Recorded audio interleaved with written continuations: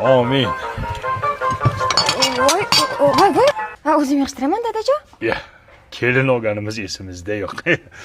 Qo'y. Endi kelin noto'g'ri tushunmaysiz. Bizning oilada qiz bo'lmagan. Mana shu 4 ta ho'kizdek bolalarni onasi tug'ib o'lib ketgan. Shunga bolalar uy ishlarini o'zlari qilib o'rganib qolishgan refleks. Qo'li ketib qolaveradi. Mayli, o'zingiz yuving. Faqat idishlarni yog'lama qilib yuvmang, xo'p?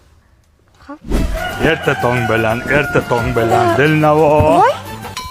Ya, kelin turdingizmi? Yaxshi, malades.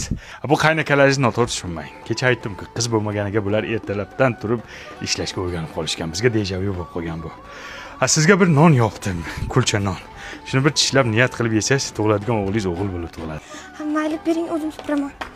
Bering, xotiningni o'zi supuradi. Qo'y. Sen bor, qaymoq olib kel.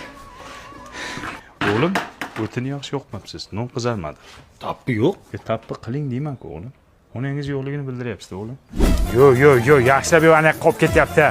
Ha, dada, nima qilyapsizlar? O'zim qilaman-ku. Kelin.